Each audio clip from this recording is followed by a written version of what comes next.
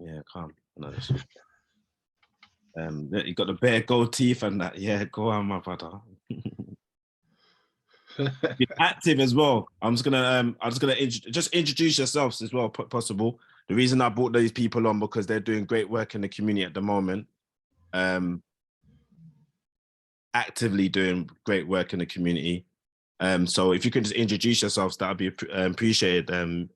Mr. Sims and Kaz from breaking the cycle and what you're doing at the moment.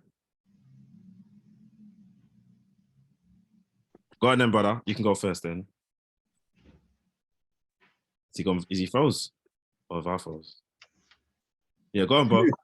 Yeah, you. No, because there's two Simses in there. So you say Mr. Sims. No, you're the host. Don't the other Sims. Oh, that's my cousin. Don't worry about that. Don't worry about him. He's calm. You get to know him soon. Okay. But it's you. Yeah, if you could introduce yourself, and then if you can, Kaz can introduce herself, that'd be appreciated. Yeah, I'm Daryl Sims. I basically do a lot of activism and raising awareness about stuff that's going on in our community, with my platform London Open TV. And yeah, I'm a father. That's why I like to raise awareness about stuff that's going on in our community that I think that light is not being brought upon. Thank you, appreciate it. I'm just gonna obviously go on. He's been going in at the moment, so I'll get, if you could put your Instagram in the chat as well, and people follow, because he's giving us the real stuff out there. So if you could just follow him as well, that would be appreciated. So Breaking Cycles, Kaz, could you introduce yourself?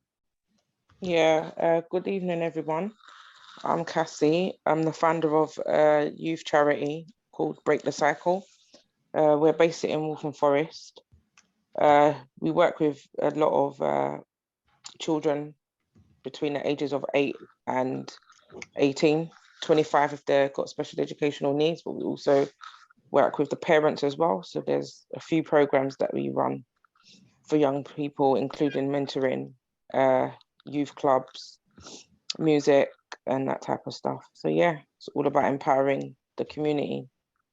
And that's been going for 7 years. Wow. When is your anniversary? Our anniversary is actually coming up in May, the 19th of May. That'll be 8 years. We registered in 2015. Oh, beautiful. Yeah. So May the 8th? 19th. 19th of May. 19th. All right, cool. All right, let's just get into it. Let's just make it happen. If you're joining now, that's good. Thank you. Like I said, I'll go by this saying. This is the only saying I know of by heart, is like, winning our struggles makes us stronger, saying our strategies makes us wiser.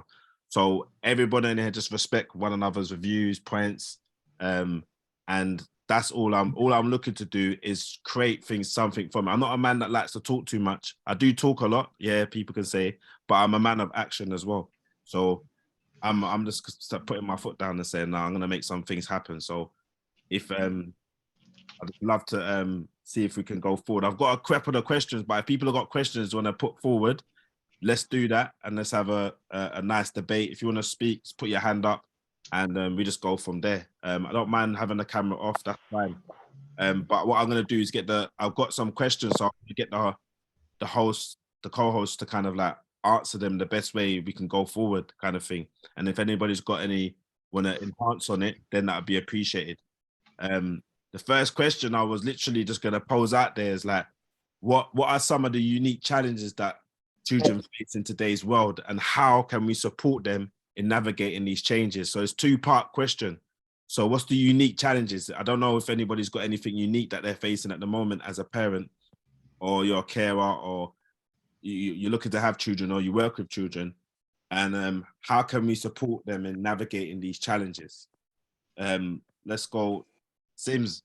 Let's go, man. What are you finding? Because you do a lot on the internet, and you find that you're just seeing a lot. I see the situation with the children that, I don't want to make allegations here. The two teenagers that supposedly took a little one yesterday, and she's been returned now. that's another challenge that we're like, whoa, we don't really like what's going on there. We don't know the ins and outs of it. But that's a unique thing to me. It's like, what? That don't make no sense. What happened there? But I know you know of other things that are really going on. And if you could elaborate on anything that you think that you're finding, like, wow, it's a bit mad out here. Just to make a note about the so-called kidnapping situation, it's actually her sister that took her, but because she took her for a substantial amount of hours without adequate clothing and food and stuff, that's why it was reported as a kidnap. So the child has been returned home and the child is safe. From what I know, allegedly the child is home, but you know what I mean? I ain't received like 100% confirmation, but someone said they know the family, said, yeah, the child's home, blah, blah, blah. You know what I mean? But yeah, I think one of the biggest challenges I think is for our youth is the socializing aspect, because I think we don't take into consideration the impact that lockdown had on our children, especially younger children under 10 or under 12, I'll say, because like for my youngest, he was out of school for 2 years. That's a big thing to take. None of us have been through that as adults. No. Imagine just boom, all world lockdown and no school for you. You get me? No, nothing. So you missed out. Even though I think he actually advanced more in education when he was out of school for some reason. You know, I'm no teacher and his mum's no teacher, but I think when it's intimate education, like one-on-one, even if it's for a small amount of time, they learn more because they're getting it in small bites and you got stronger and stuff. But I just think the socializing side of things, I think we don't take into consideration. These kids don't know. I can't say all kids, but a lot of these kids don't even know how to socialize properly or how to come together. You know what I mean? Like the other day, my oldest son, he done an event, a football event, because he rolls with a lot of smart kids that might be referred to as nerds, but they all even though they're not footballers, they all came together to play football. My son don't play football, and there was like 20 like nerds came together to play football, and I thought it was amazing. You know what I mean? So I think the intelligent children get left behind a lot. When we talk about the community, we always refer to bad youths. We want to help the bad youths all the time, but the intelligent youths go through a lot as in socializing, as in people actually giving them flowers for being intelligent. So I want to change, going forward, I'm going to change my dynamics away from the bad youths to the good youths, because they need support as well. They need help as well. You know what I mean? It's always, oh, what are we going to do for the bad youths? When the bad youths is minute, but we put all our energy into the bad youths all the time. When the bad youths just end up being bad anyway and go in jail anyway. You get me? So why don't we put the same amount of energy that we've been putting into bad youths into good youths? What does that look like to you, if you don't mind me asking? What does that look like? Because you said you want to change you said you're changing. What have you been doing differently that you're going to do differently now? Like in terms of, this is just a recent epiphany. Like when my son told me what he done, like with bringing the 20 children together, like his smart friends, he will say they're not that smart, but they're intelligent youths, nerds or whatever. I thought, bro, for real, about like a nerd football league where you don't have to be good at football. You're just an intelligent youth that wants to kick some ball. You get me? Or just bringing them, the smart, intelligent youths together to have these form of debates and discussions to see what they think. Because we're always going to the youths, oh yeah, I've smoked weed, or yeah, I've been jail. That I want to hear from the youths that was like, because I think it's a jail sentence to go through the educational system and be good. You get me? It's a sentence to go to do all your homework, your coursework.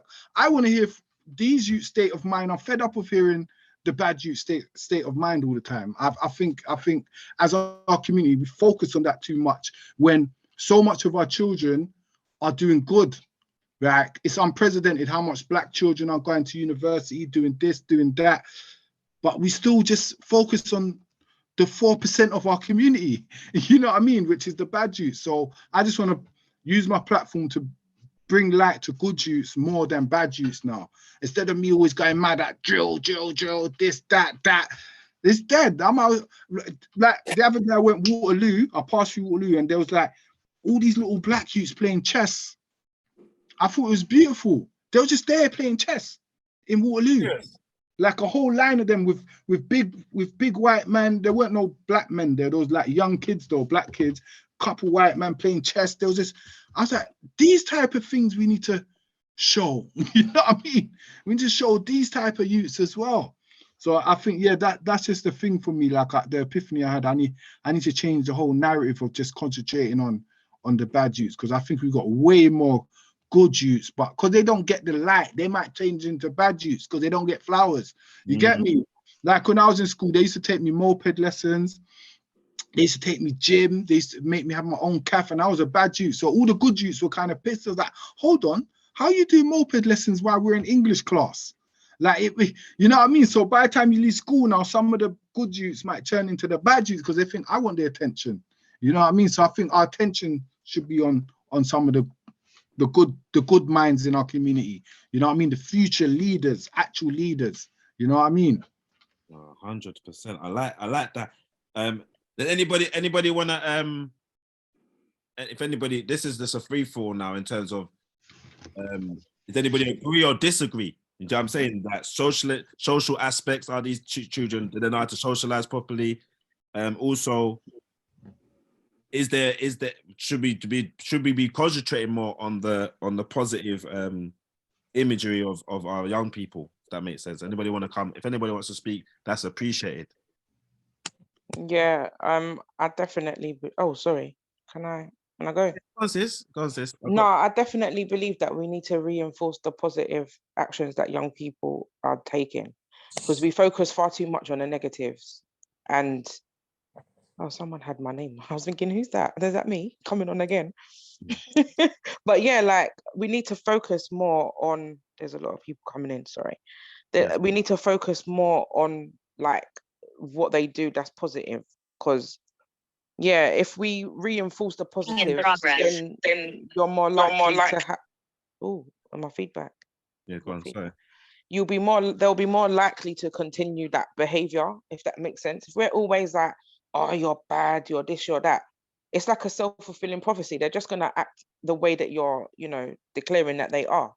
But the more that they do, great things, we need to big that up. Like if they've done even one little thing that is just so like ordinary to somebody else, we need to be like, oh my God, that's amazing. Well done. Like, I can't believe you did that. Do you know what I mean? Instead of, oh my God, you're bad. You did this wrong. You need to do it like that. We need to really reinforce like positive behaviors. It doesn't matter how small it is. They could have tied up their shoelace today, because usually they don't, and it's dragging across the floor. Like little things go a long way. No, it's real though. And I'll mute up now. Bianca, I got no Bianca then Omar.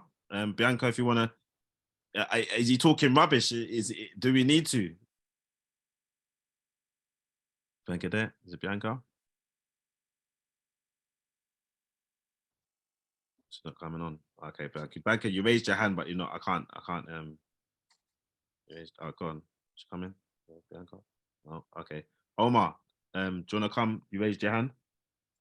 Yeah, I definitely second that. What Daryl and Bingy said about. Sorry, I was on mute. Oh, go first, Bianca. Then you go. Sorry. Yeah, I totally agree. When we speak about promoting and supporting our children, the what we would say the good ones. I hate saying that word because all children are good, but yeah. We see it a lot in the tutoring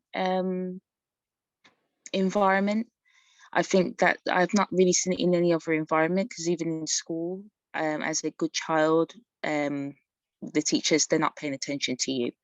You even find lessons just only, lessons supposed to be an hour, but you're only going to get 35 minutes because the teacher's literally spending 25 minutes just focusing on the children now that are quite distractive. Yeah. And yeah, parents' evening is not very, I would say parents' evenings for good children are quite limited. It's very quick.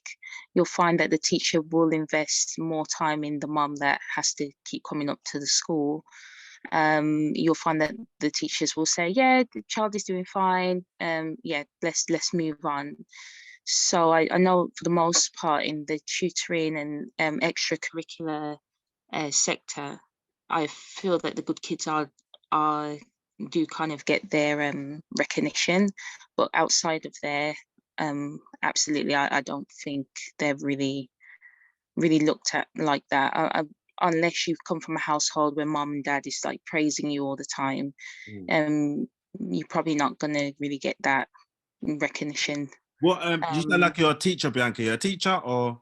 No, I'm not. I've never worked with children. I've got a child, but no. Okay. What just going off what we're just talking about, what are some of the unique challenges you're facing? Something that like you're facing that you're thinking,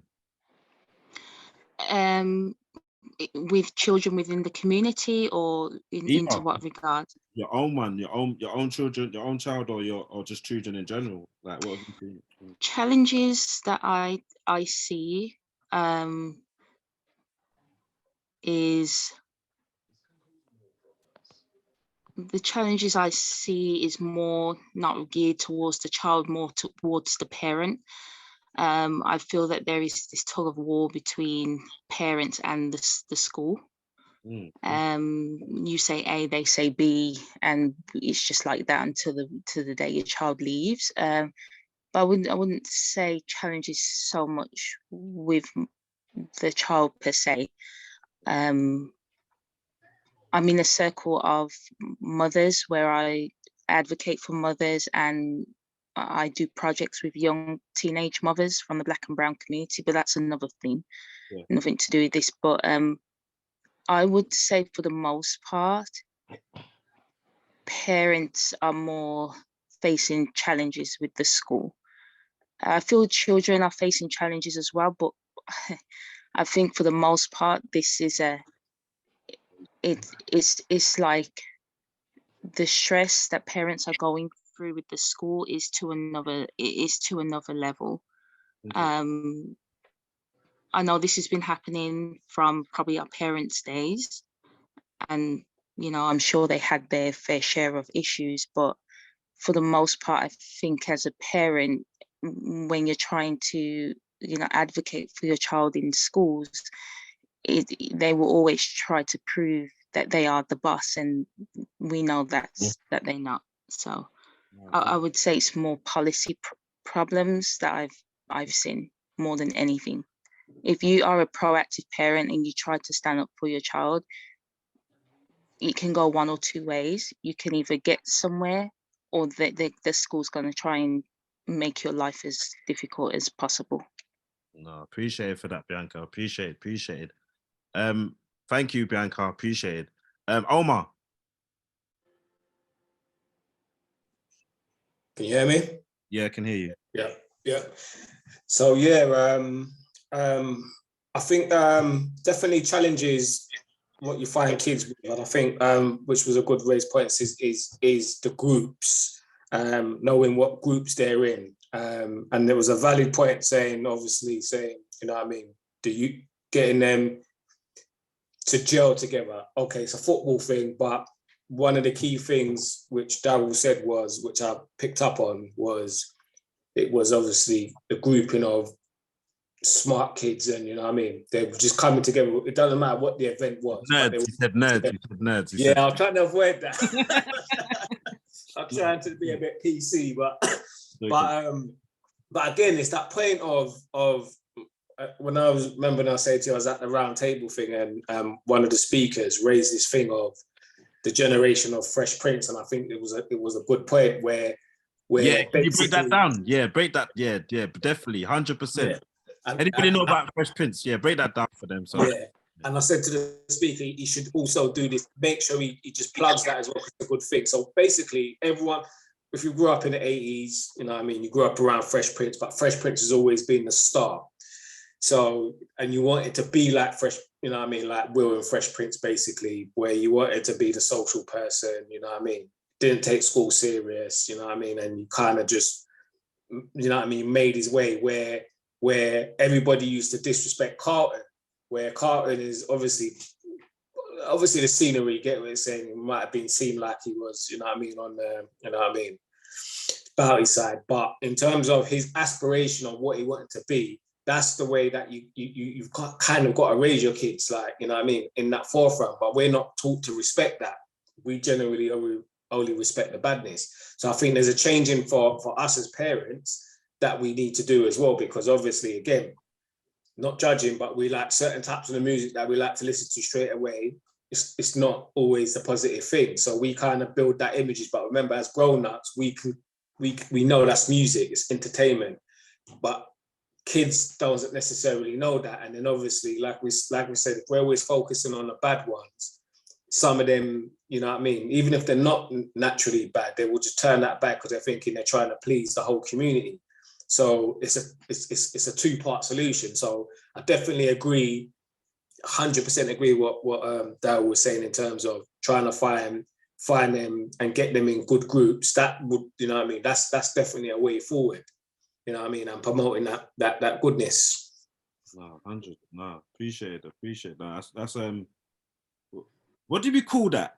Where they're just on the vert, like where we're trying to. Is it that chicken before the egg kind of thing, or? Yeah. That's what I was sort of saying, because you know what I mean. It's like, you know what I mean. Don't get me wrong. You got to have all your faculties about you, because that's you know what I mean. As adults, we know that's what's helped us navigate through life. And again, when you do go into that corporate world, remember, you've kind of got to still have the street smart, because you can see when, you know what I mean, there's bullies in every community, but the corporate world will bully you in a different way. So, you know, like, you know what I mean? But there's a way of not having it, but you can't go down licking off everybody's head. But, you know what I mean? So, you see what I'm saying? So certain kids have got to understand that us, like, again, they've got to play chess in it. It's like, okay, you're trying to do that? All right. You're trying to use me as a pawn, so I've got to, you know what I mean? They've got to understand, you know what I mean, just the surroundings, and you know what I mean?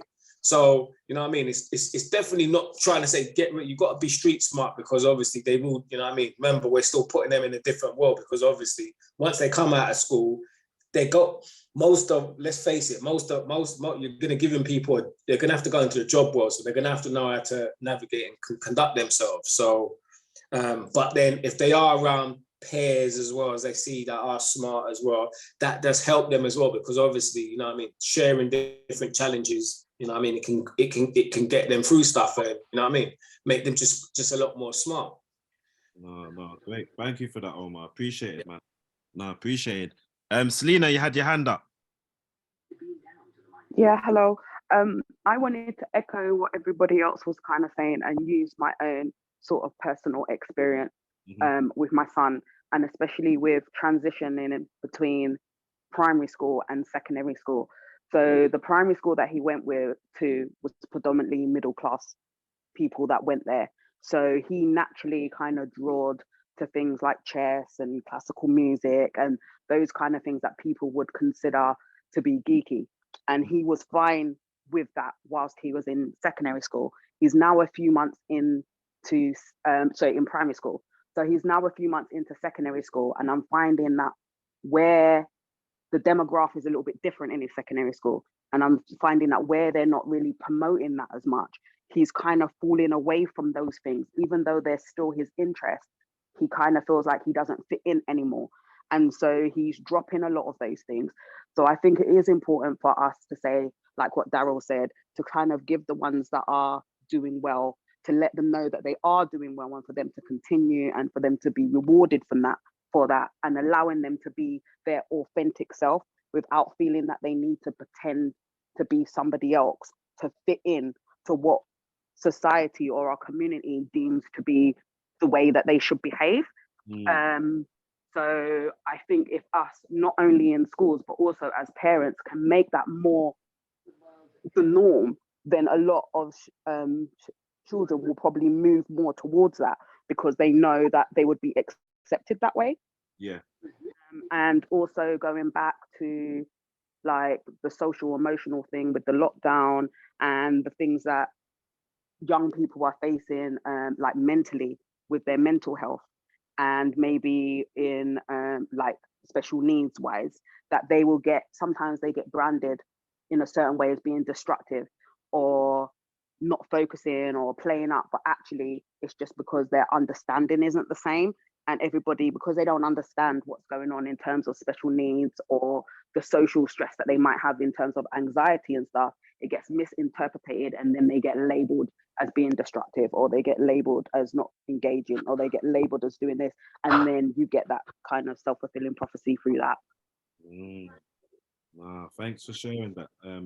Appreciate you for sharing that, because it's personal. So what do you think? We did ask the question, how can we support, who do you think responsible for trying to enable that, to make sure he doesn't go down that kind of that route? Because you're seeing it firsthand now, innit? Like, he just explained it, he's seen it firsthand. I think it's the responsibility of the school, parents, and the community to be able to do that. And I think young people need to understand themselves and have more things in place to give them those opportunities to express how they feel, and to know themselves, and to know that to be confident enough to know that they don't have to do something because that's what everybody else is doing, and to sort of like stick up for like who they are. So I think it's just something that should be embedded in schools. There's a lot of stuff that they do, the curriculum stuff, but they don't do the pastoral things, the things that you need to know, like communication, like problem solving, like all the things that you need to know for life. I feel like that's an element that's like missing in school. Okay, nice. Okay, thank you, Selena. Appreciate it. We've got so Daryl, you got a young person next to you, like would they be? Yeah, you can't run, bro. Like, we're talking, I don't like talking about young people, and there's young people there, you get me? Okay.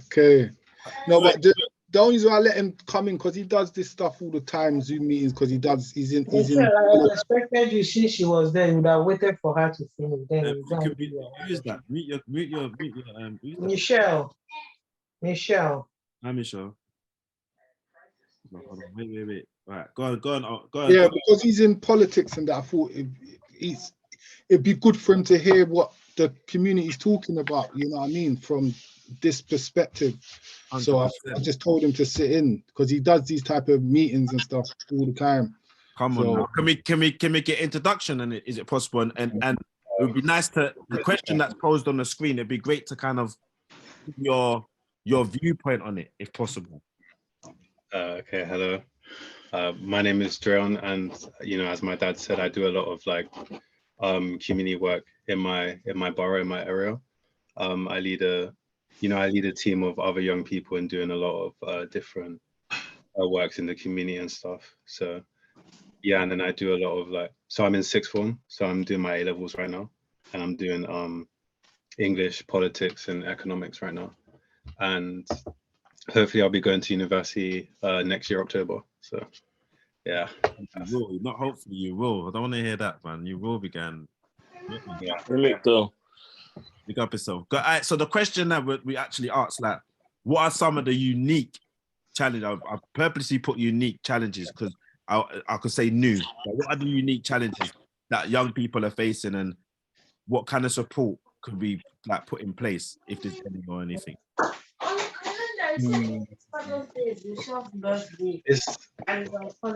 I'd say one challenge that I know a lot of my friends have had is alternative, in that school isn't going to be for everyone, but then they don't really know what else to do. And I don't mean just like get a job. I mean like voluntary work, certain opportunities that are out there. They don't know that these things exist, like sports and stuff. They don't actually know what they're good at either. So I'd say that's probably one thing. Yeah. That's interesting. Man went straight to the point on that. Like, did it? straight to the point. Like, no, proud father, man. I know you got that big grin on his face. Like, them proud fathers there, man. Nah, it's beautiful. Nah, I wanna Kaz, this is the question I want to pose to yourself and that. Yep. How can we encourage children to become more resilient and develop a growth mindset in to face adversity? Oh, that's a good question. How can we say it one more time? I need to digest that. It was a big one. Digest it, yes. All right. How do you That was a big question. How can we encourage children to become more resilient and develop a growth mindset in the face of adversity? It's I think, yeah, go on. yeah, go on. No, go on. Because if No, you're it's breaking it basically- down a little bit more for me. No, it's just literally in the world that we're living in now, they're against the beast, isn't it? The beast is rampant at the moment. I could call it, I'll say social media, maybe that, or just rampant. So they're getting pulled left, right, and center. They're saying there's lack of opportunities. They're saying all this and all kind of things. And it's more than what I grew up with. I'm not gonna lie, what they have to take in. Image, self-image, even with young girls today. They have to look a certain way for them to be able to go out the house. They can't leave the house without looking that way. But sometimes it looks a state, like the one some bush from piece of eyelashes that I'd never seen in my life. It just looked mad. So I was like, why that don't look good? She's like, yeah, but I was like, this don't make sense. So it's self-image, confidence, everything's been attacked. So it's literally trying to say, how can we build our young people to be more resilient, have that growth mindset? I think what we need to do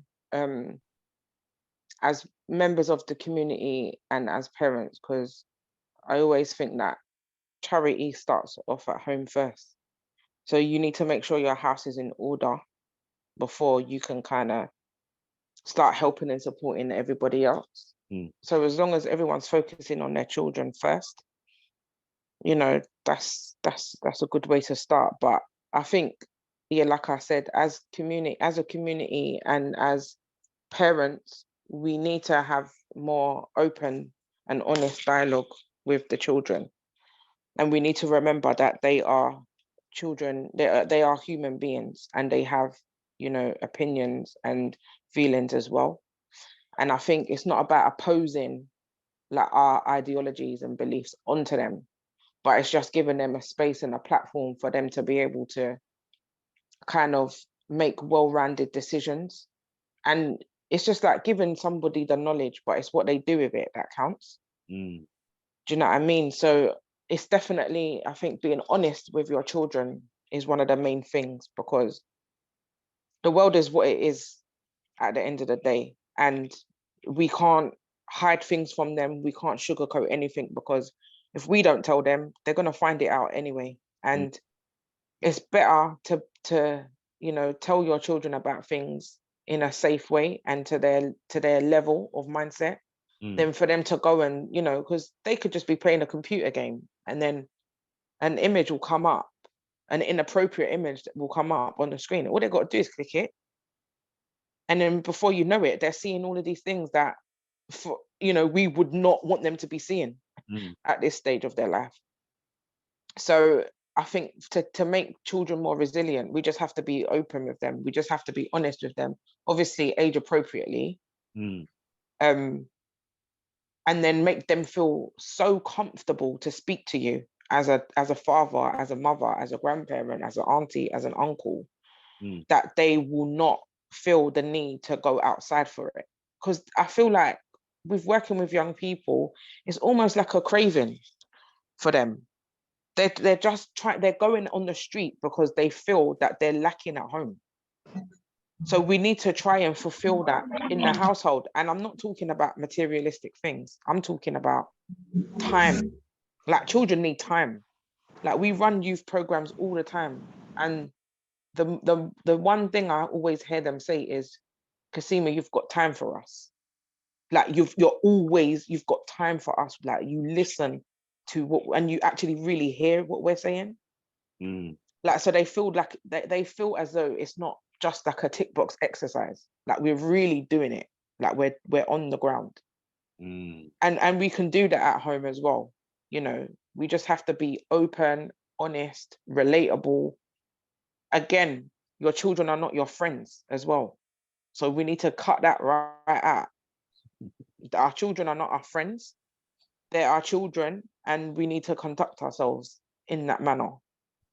Obviously, when they're big people now in their 30s and, we're in our 60s or whatever, the gap will close a little bit. But so, sorry to cut you on that. It's a good point you raised. Someone said that to me just the other day. she's Sorry, I'm babbling, man. Once I get no, started, you can't shut me up. No, it's good points. But the point that you raised here was the about best friend element. And one mother, I'm not disrespecting or anything like that, but one mother that I'm working with her child now with, there's no father about. There's never, it's just been her, him and her. That's all they know, and just them two. So yeah, there's no family helping her. So she's literally on her own. So she, you know what I mean, day and night, it's her child. What's happened now is that they've built a best friend kind of relationship. That makes sense. And now that he's older, she can't get him out of his bed. Like, no, she can't get. He still comes in their bed. It's still all of that. How old is the child? If you don't mind me asking. Can't remember. 10 or 11, something like that. Okay, so. But she'll call him that's my best friend. But everything they do everything together because she can't go nowhere without him because obviously she can't leave him. So they built this relationship without even knowing they've done it, and now she can't take it back. If that makes sense. Yeah. So I was like, rah, the best friend thing. I was like, you can't be a bit. But how did she didn't know any different at that particular time? All she knew is just them two. And this is the thing. Go there. You know, you Go there. you already know that I was gonna do it, but this is where it gets dangerous, though. And to be fair, it's not really. I don't know their dynamic, so I'm not gonna like put any views in that instance. But what I will say is, those kind of relationships can become very toxic. And now, if anybody in the room knows about emotional incest, so it's not a sexual thing, but it's emotional incest. Look, is that Daryl's eyes open very, very wide? I've never heard that terminology. It's just kind of like emotional wow. incest, and that happens predominantly, but not limited to, like mothers and their sons, where the dad is not around, and the mother kind of puts that son in the father's role. So you're the man of the house. You know, you've got to look after mummy. You've got to do this. You've got to do that. And then, you know, they become very indebted to their mother. But in later life, it becomes negative in regards to they can't have healthy relationships outside of their mum, because in their mind, their mother comes first. So if they do get a girlfriend, often you'll find is that a lot of narcissistic traits that should have gone from when they were a child are still there. And it's a lot to do with like psychology and stuff. I don't want to get too deep into it, but I've done quite a bit of research around it. And it can become very unhealthy if not nipped in the bud now. So obviously when you're working with this mother and son, I would suggest you doing a work around sort of changing that dynamic, because at 10 years old, unless he's got special educational needs or some kind of illness or something that he needs to be in a bed, he shouldn't really be in the bed, because that is not going to teach him resilience, because he's going to be, I know children are dependent on their parents, but you still need to give children some level of independence. 100%. If that makes sense. But yeah, to help to, you know, you've got to let children be children, man. And I feel like society is taking that away from the children. You know, they're growing up way too fast, and they're put in roles that, you know, for no fault of their own. You know, some children are carers. At 10 years old, they're caring for their parents. It's a sad situation, but it is something that we deal with. 100. No, thanks for that. Yeah. Laverne, your hand up. You had your hand up. Yeah. Good evening. So, I don't even know where to start, but I think I'll start with, so I call it mother suffocation. I work with quite a lot of parents. I'm a parent myself, of two boys that are 21 and a girl who's 15. And what I noticed when working with a lot of parents is the mother suffocation. It's almost like, and a lot of parents for me don't do it on purpose. It's not nothing that I judge, but it will be a situation with a mother and son where the mum she overcompensates for a lot of the stuff that he does. It's almost like the mum feels guilty for the fact that dad's not around. So she will overcompensate and do so many things that the child get away with, so many things. And she's saying, no, I'm not going to do it again. And, you know, and for me, I definitely do have the empathy in relation to just seeing the struggle that mum has just to kind of take the reins and start to try and implement any boundaries. It's almost like sometimes, especially when it's a mother and son, sometimes I feel like the mum feels quite weary to do it. She's quite fearful to do it. And so for me, all I try to do is I try to help to encourage the male to understand his mum from almost her struggles, but then I almost try to help the mum to also understand from his struggles as not having a male around. Okay. And it's working quite well. Obviously, because I've got twin sons, it's really worked for me. I've had to, obviously there's no manual of how to be a parent, so I've very much tried to do trial and error, but because I have my qualification with working with young people, I think it's helped me so much in navigating that relationship between me and my boys. So we have a very great relationship. The lady just spoke before made a very good point about the communication and the open and honesty, because my boys know everything that was age appropriate for them to know at the time. So they knew things from young, like, you know, we all have to be together and do our chores together in the house because teamwork makes the dream work. You understand what I'm saying? I had to do certain things, like when they were 10, we used to sit down and have meetings. So like I could say, like for instance, one of them might have tied up the kitchen but just washed the plates and not bothered to wipe off the side and something. So that might have been my complaint, whereas his complaint might have been, well, you was talking to me, mum, and then all of a sudden you started shouting, and then I couldn't really listen to her what you were saying anymore because you was just shouting all over the place and it was a lot. So I've had to listen to them as they've had to listen to me, and it's worked really well. As they got older, I'm not gonna lie, they got proper lazy, you know. So now I charge them for their laziness, but the relationship I've had to like take steps back. I've had to understand them as men, you know, understand that, you know what, the shouting thing's not going to work anymore. I have to stop it. Do you know what I mean? And, you know, understanding that I had to talk to them more. And because they're even though they're twins, they're very different in character. So for instance, one of them, he suffers with anxiety. So when I'm disciplining him or telling him off for something, I have to be very careful with my words to him, because my words mean quite a lot. So if I talk too harsh with him and use certain words, he'll just take all the negative words and then that's it. That's all that he's got to say, even if I've said something positive, because he holds quite onto negative words. So I think with the question in relation to how we encourage our children, I think it is helping them to, number one, be open and honest in our conversation that is age appropriate. And then also just to help them with life skills, these life skills that the school don't teach them.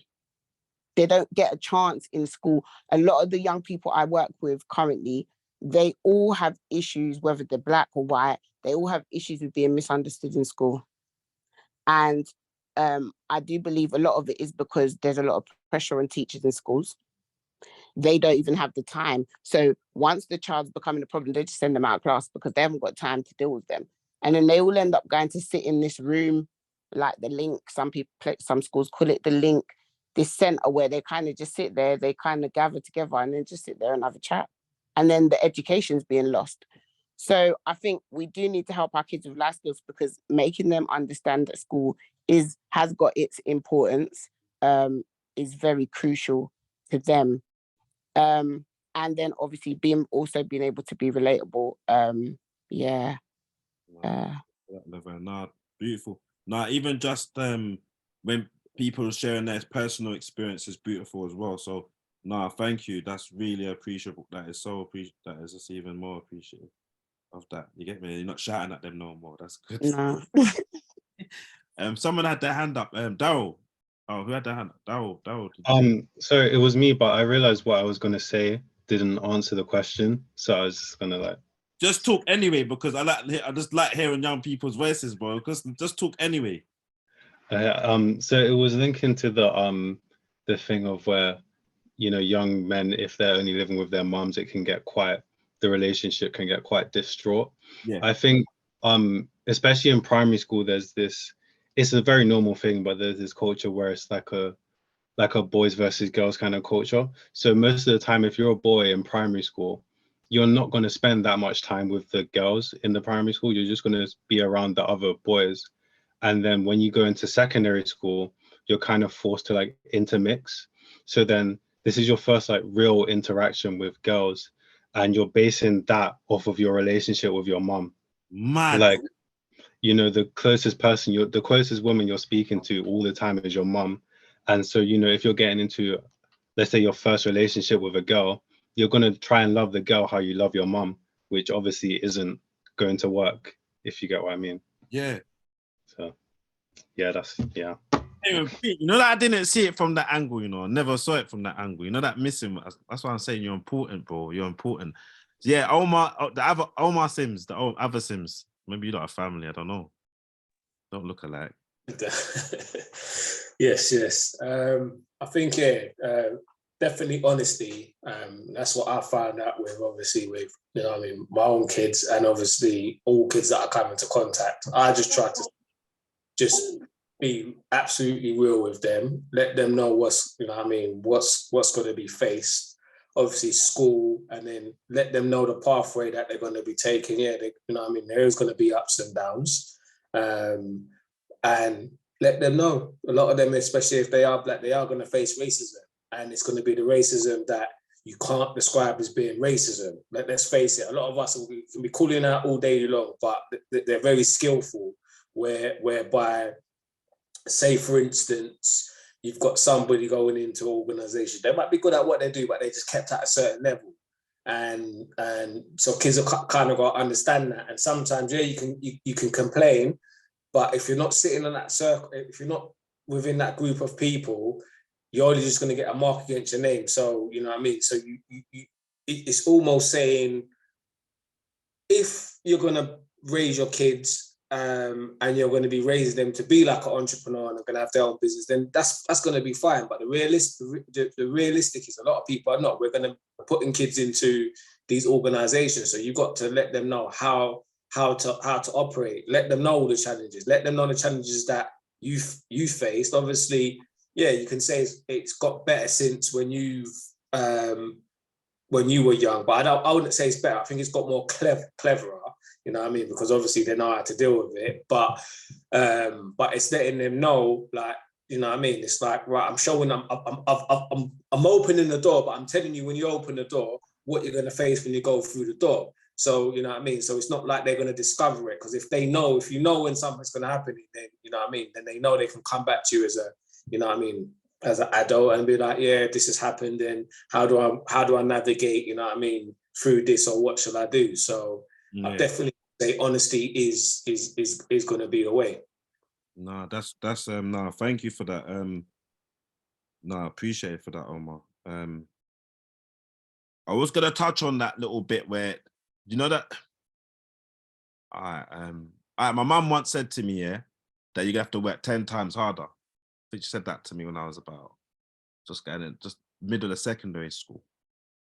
The school that I was in at the time was predominantly white, so I was about at that time there was about 10 black boys in the school in Hull, and I think that had an adverse effect on me. Strangely, like I started to question that, and I couldn't. But it's the other bit where I wasn't navigated through. That's the missing bit. But the bit where I was told that, I started to think, what's the point? If it's against me, what am I fighting it for? What's the point? Do you get what I'm saying? And if I wasn't told that, I think I wouldn't know no different and just keep doing it. So I was there's a catch-22 with that whole, it had an adverse effect on me. I went the other way. I said, what's the point of trying if it ain't made for me? But then there's the other thing of where you said you got to navigate, have the honest conversation, but help navigate them through. I think that's what I think was missing. Yeah, and I think that's it, because like us, same thing. Yeah, my parents said the same thing, and you know what I mean, and obviously, but then you realize that, and it comes together as you get a bit older and get maturer.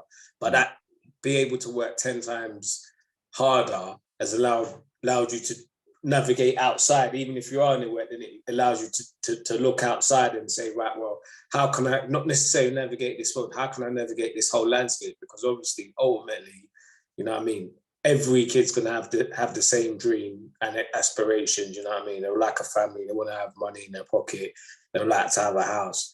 But this is why you got to be absolutely realistic with kids. They're gonna be earning 20 grand a year. They're not going, it's gonna be hard for them to have all of that. And then, you know what I mean? So you know what I mean? Like, as I say, any kid that I already come into, and as I tell my own kid, yeah, you might start as an employee, but your focus is to become a business owner. So you're going to be doing it on the side, and you know what I mean? And that's the way you got to operate. And you know what I mean? That's the way, as I said, I've got like a 21-year-old now coming up, you know what I mean? Now she's starting to navigate, and you know what I mean? But already she wants to, you know what I mean? Obviously I'm trying to bring her into a family business once she's qualified. So you can only show your kids what you've been taught, you know what I mean? But at the same time, if we're preparing them just to go in to the lines in this corporate world, you've got to be realistic with them and let them know. And that's, you know what I mean? And as I said, you know what I mean? I'm in both worlds, so I can kind of see that. And obviously, you know what I mean? Let my kids know that, you know what I mean? And you know what I mean? Even down to my nephew was here yesterday. He's about to do GCSEs as well. There's like, you know what I mean? He was, first of all, he was like, I just don't want to do maths and blah, blah, blah. And he's quite good at maths, but he's just, it's the hard work. And I said, no, I tried to break it down to him, and I was saying, look, you know what I mean? Sometimes you're gonna have to do hard work for that 2-3 years, you know what I mean? And you know what I mean? But it's understanding what does he want. And I'm talking through the spectrum. I said, look, amongst the family, you're gonna have people that's gonna be on the right side. They're, you know what I mean? They're not worried about money and stuff like that. You can have some family and they're worried about money. What side do you want to be on? And you got to play to their witness. And obviously he's going to say, I want to play to the money. And it's got, okay, the people that with the money, what have they all got in common? You know what I mean? They might say, yeah, they got good jobs or they got good businesses. And what are the, you know what I mean? What are the things that the ones that are, you know what I mean, that haven't got as much as they, what haven't they got? And they're struggling for money. And you've got to just talk to them on their level. And you know what I mean? When I was breaking it down to him like that, you know what I mean? He was like, you know what I mean? Right, because he was thinking about picking photography for A levels as well, because he's finishing the GCSEs. And I said, photography is not something you want to waste your time and pick and go and study. You can do that in your spare time. You know what I mean? So it was almost, you know what I mean? When I started saying to him, well, if you've got photography, what job are you likely to, if you're gonna, because you're gonna want to go uni, you're gonna apply for a job. That's not something you want to, you know what I mean, waste your time and study. I told him, I said, look, there's some people, even if they go uni, how much it costs. You got to know why you want to go uni and know, once I finish this uni, I'm definitely going to be in this field. I'm not going to waste 60 grand and then still don't know what I'm going to do. So it always goes back to that thing of honesty. Let them know the path that you've told. The more paths that they know, they'll be able to figure out, and then they go, okay, well, because I know what I want now, I'm going to probably go head this direction. No, perfect. No, thanks for that, Omar. Appreciate it, man. No, appreciate it. I hope everybody's getting some gems, and I'm still taking notes, so don't feel that I'm taking notes on that. Daryl, what role, going on, what role do parents and caregivers play in empowering children to become confident and independent individuals? We might have crossed over some of the answers, maybe, but yeah. What role? Yeah. Because we're all working up, we don't know, there's no manual. I think with me, yeah, I feel like, you know, I don't like talking about kids in front of kids, but one thing that I found is that I think the difference between my upbringing and my son's upbringing, I grew up around more of a big family settings. So I just weren't reliant on my dad. You understand? I had loads of big cousins around, uncles, this, that. So I was getting knowledge and stuff from everywhere. Like how I identify with confidence, my son might not identify with confidence. But if he grew up in my settings, he might have a cousin or a big or uncle that he more identifies with, because the saying, I hate saying the saying, but it takes a village to raise a child. You know what I mean? So You like the saying? like, Why don't you like the saying? Sorry. because it was man should have had Rambo on there, you know. But is what Rambo said. We don't come from no grass village. You know what I mean? We live in the city. So that saying there is just debunked, because we don't know. I don't know. I ain't been to no village. I ain't seen man dance around fire and go hunt for food. So I don't know. You get me? So I don't know. So I say it takes a city to raise a child. Or it takes a borough to raise a child. Man has to flip it, because the whole village mindset, I don't know nothing about no village mindset, but I get what the ethos means. But my thing is, the whole confidence thing. I think my son's confident in loads of different areas, but certain areas where he might not be confident in, that might not be for me to teach him. I might not communicate with him on that level, in that sense of so I think that's where mentors and family come involved. Because say like when you hear all this, oh, I'm a single mom, so sometimes I'm like, where's the uncle? Where's the granddad? Where's the big cousin? They're supposed to step in to that role. You know what I mean? If the dad ain't there, why is the emphasis so much on the dad not being there? It should be on what male figure is actually there for the child. If the dad ain't there, you know, because I remember when I went to some church meeting thing when I was a bit younger, and that's what I learned. They was talking about the 7 fathers in the community. You got the head teacher, you got your teacher, you got your actual dad. If your actual dad ain't there, the uncle, the brother, the next door neighbor. And that's a thing that we lost as well, is the next door neighbor don't play a role. Anyway, in where I live, like there's no really communication. Some people might have not like communication with their next door neighbor, but when I was younger, I had more of a rapport with my next door neighbors. I don't think my son even knows the next door neighbor's name. You know what I mean? I don't think he knows them. Do you say hello to the next door neighbors? I say hi. But, yeah, that's it. Hi, that's it. I could go in my next door neighbor's house. Now, mind you, the African family next door, the woman, she always asks me about like how I'm doing at school and stuff. But other than her, like, you know. Yeah, that's what I'm saying. But yeah, that's a one-off. But we live in a block and there's bare people, and everyone just like goes in their house. Like, you know what I mean? It's mad. So I think that's what's missing. Is I think, especially with single mums, I feel sorry for them, because sometimes it's just the mum raising the child. And like even what the sister was saying earlier about being a best friend, I think sometimes we have like labels for everything, but there's always pros and cons to sign. So the best friend thing might be working with a lot of mums. Instead of being that strict mum where the child's just going to rebel against you, I'm going to make him my friend, because I'd rather have him on my side no matter what. Because like I saw something, a social worker says, enough mums are getting pumped up in their yard for trying to be strict nowadays. It's a different ball game. Like, right, give me some money, I want to go out, bang. Like, man, children are sticking it on their mums differently now. You know what I mean? They couldn't get away with that back in the day because the next door neighbor could intervene, or the cousin or the uncle. So these single mums that are by themselves, I kind of understand why they make their child their best friend. And even me, that's where I think as a parent, the balance between having him as a friend and being a parent, because I'm young, you get me? I'm still like, I'm learning from him as well, and he's learning from me, but it's like hard not to be friendly with him because like my dad used to play computer a little bit, but I'm still into FIFA, so I can beat him at FIFA any day. You get me? I can still mash works with it. You know what I mean? So, but when you're playing FIFA with some, it's mad friendly. Like it's like playing with one of your friends. So it's hard. I think it's hard to get that balance of parent and friend. Yeah, that's one thing I've been kind of struggling with. But he knows when I turn it up when I'm angry or whatever, but I'm trying to take shouting out my thing, but it's so naturally in me because I come from a Cockney Jamaican household. So my mum was Cockney and Jamaican. So it was just mad for me. So I'm getting cussed in Cockney and Jamaican, you know what I mean? So for me to not shout, that's all I know.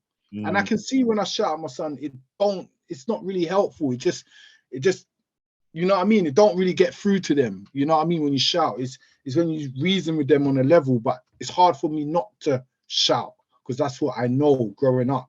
You know what I mean? So I'm trying to balance it out. Wow, that's beautiful. That's beautiful, man. That's beautiful. And it's, you know, it's just beautiful to see father and son next to each other and that. You get what I'm saying? It's the beautiful thing, man. Don't get twisted. It gets peaked sometimes. It gets peaked. It gets peaked sometimes. He's smart and intelligent and that, but he can chat back sometimes, and he's got these little undermining. Allow him man. Yeah, man. Because he's nearly a black belt, he thinks he can test man. You know what I mean? I have to thump him up sometimes. Not thump him up like that, but like. You're gonna pass a law soon. Soon as they're passing the law soon, so you can't be doing them things. You get me? No law thing, man. Don't punch him up like that. I'm talking about play fight, but I'm saying I have to show him sometimes, like get him in a headlock. You get me?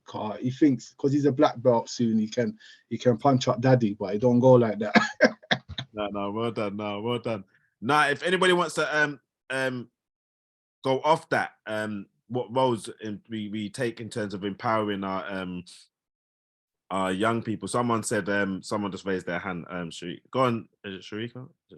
Go on, go through, go, unmute yourself. Yeah, hello. Hi. Yeah, Shanika.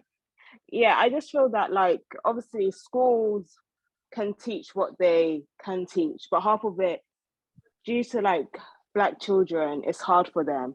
Like, our history is only taught on Black History Month, and it's the same three people: Martin Luther King, Rosa Parks, and I feel that sometimes as Black kids, we have it a lot because we're thinking like, where do we play a part in the world?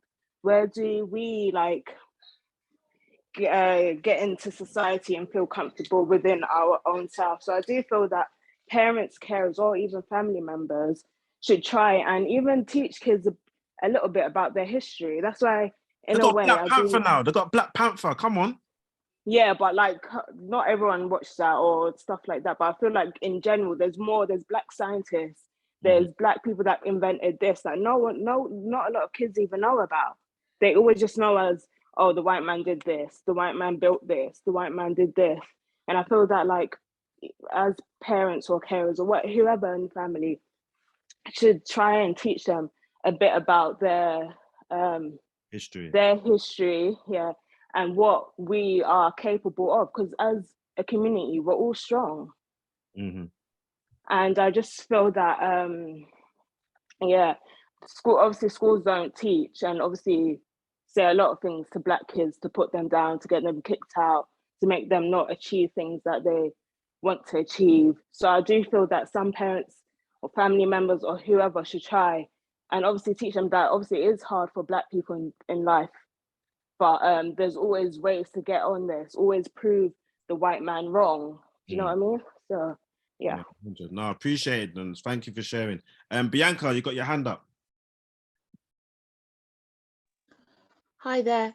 I also wanted to say as well, with Black History Month, depending on what school you're in, it could be like the worst thing ever for the child, because if you're in like a predominantly white school and there's like 4 Black children in the classroom, I don't really know, but it's like when that month comes along or when they have the Black History Day or whenever they're doing their presentation, it's more degrading towards us. It's not, they're not trying to make it empowering. So yeah, it's just a lot on all levels. But if say you were given the power, what would you do?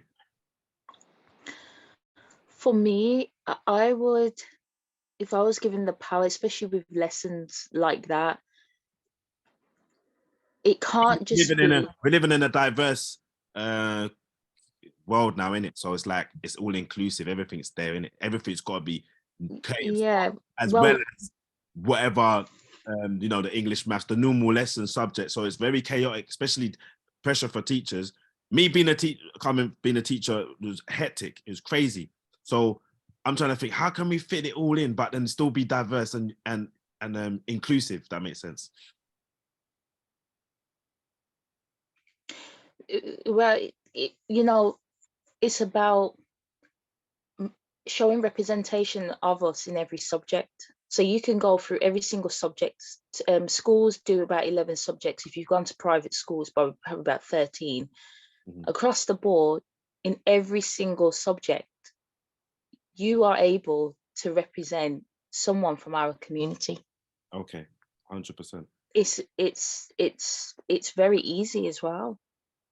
You know, it's probably harder what they're doing, you know, trying to find literature from Shakespeare, trying to go back and hit in all these is probably more easier I think it's more easier to speak about someone who is Black and integrating it into, let's say, a science lesson. You know, you can integrate it into an engineering lesson. 100%. You know, but it's just unfortunate that, I mean, maybe some schools are doing it, but it's just unfortunate how our kids, especially our boys, will be in these lessons, and you know, once that presentation's rolling, you better know that you're not going to be able to identify, and that's yeah, it's quite sad. No, thank you, Bianca. Thank you. Shakira, I think you come back again. You raise your hand again. Yeah, I just wanted to touch on what the lady just said. Yeah. Is that, like, I do feel, and you said that, like, the schools are diverse and da, da, da, da. I do feel that, like, when it's Chinese New Year's, everything is positive in classrooms. They're making this, they're making that. But when it's Black History Month or talked about like a Black subject or anything, it's always in a negative way. There's nothing fun or anything, or even like teaching kids how did Notting Hill Carnival start? Stuff like that. Most kids don't even know why. Really? So I just feel that like they always make everything negative, like, oh, you guys were slaves, da da da da. But when it's what's that guy's name? Christopher Columbus. Oh, he was the first one to travel the world. Like, it's always positive on their side and negative on our side. And I've seen that working in schools, different age groups, that's always that way. So I just feel that there's a big change that needs to be done. And if schools ain't doing it, then we have to teach the young kids ourselves. 100%. 100%. What are you saying, Bianca? You've come, let's have Bianca then Casey. Yeah, I was going to say, I remembered well, there was a time in school, and, you know, even if, you know, there was Black children in your class that you probably didn't hang around with or whatever, the Black history classes were so bad that time in the classroom was almost like you don't really speak to them, they don't really speak to you that much, but in that moment, you're both looking at each other like, it's all eyes on us right now. Like, we look the fool right now. Do you understand? Like, we're talking about the whole monkey situation, the whole slavery situation, you know, the whole starving kids in Africa situation. And it's like, I just remembered feeling just not even embarrassed, but you just you feel the classroom swallowing you, and you're looking at the time like, you know, every minute feels like an hour. You just cannot wait for the lesson to be over. Sorry, my son's. So I'm in trouble. It's like the sun's just come up in there. So I'm done a madness. What's happened there? Casey, go on, Casey. I don't know what happened to Bianca there. Hi. Hi, Casey. How you doing? You all right? I'm good. I agree with everything that's been said, and I also had. You don't have to agree with none of them. No, I'm gonna break it down for you now. I'm gonna break it down. I agree with most of it. To the fact that, you know, we need a city. I prefer village personally. You know, it's a metaphor.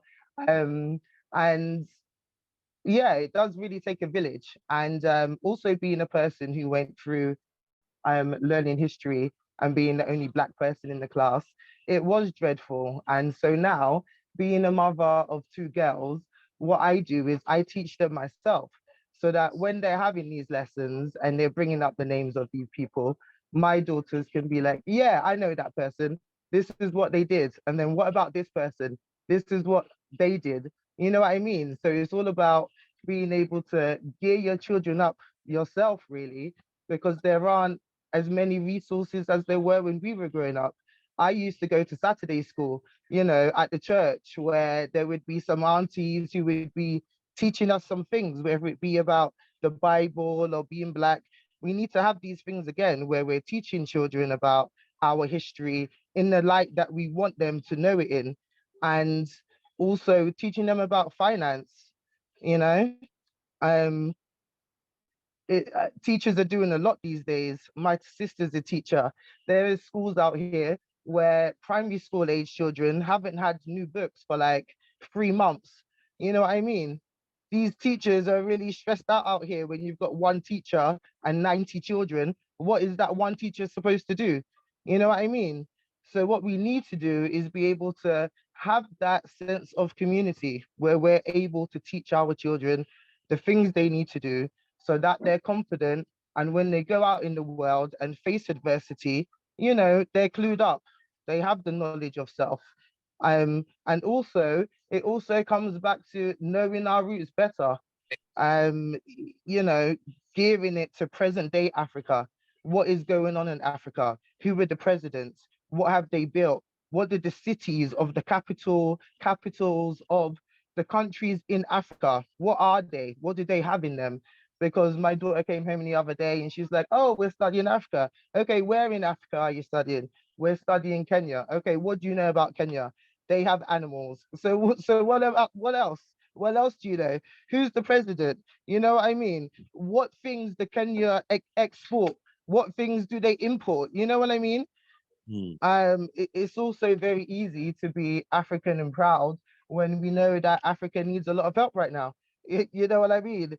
So how much do we teach them? Do we teach them about the civil wars that have been going on for 30 years that people don't know about? Do we teach them about the genocide in the Congo and what's going on? You know, it's very hard to be able to know where that boundary is. You know? Thank you for that, Keith. That's well appreciated. I know people are talking in the chat. Yeah, I'm not reading out the chats because that's gonna just bug me out. I'm just gonna do too much. Bianca, go on. Sorry, the last thing I was gonna say, because my son's being loud because he's gaming. I was gonna say as well, it's down to the people higher up in the chain in the schools on how they want that school to run. I went to 2 schools. I went to one grammar school and then I went to another school, and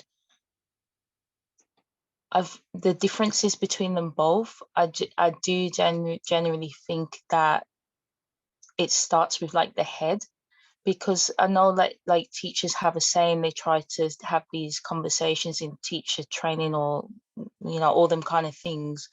But if you want to see how your school kind of blossoms, it really is from the guy at the top, which is normally the head teacher or the deputy heads.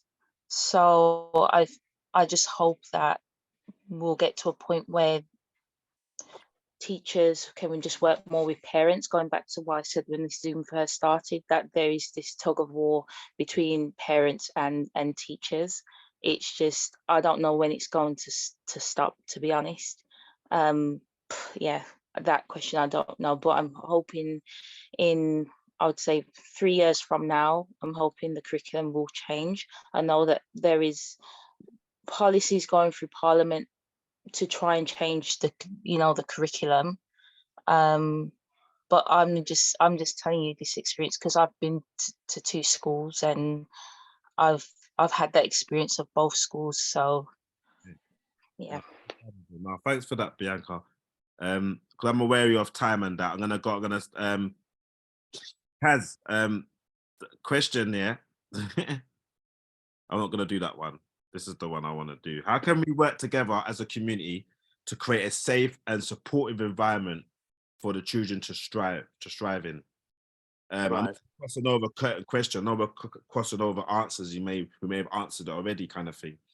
But I want to home in on this kind of thing. It could be Daryl spoke about, like, nah, man, the city, it takes a city, it takes a borough, it takes a, but we ain't really doing that, really, if we think about it truly. We're in little pockets here and there. It's weird.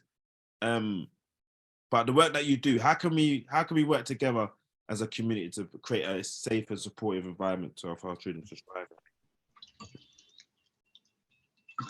Yo, you asking me? No, Kaz. Oh, sir. Is she there? Is she there? What's she coming? Wait there. She coming. Unmute yourself, man.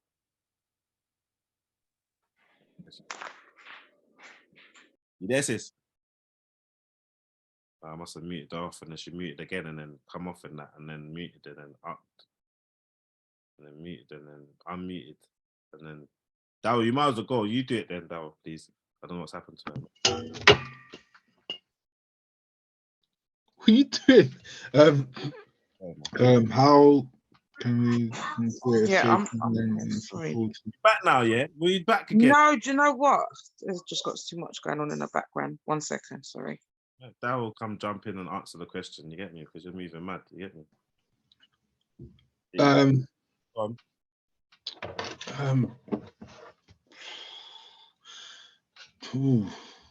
Come together as a community to create a safe space and supportive environment. We spoke about it just there. We were on, because you were on our pod the other day, innit? Mm. And then I had the idea from way back, and then you kind of just brought it forward again, innit? When you said exactly the same thing, I was like, rah.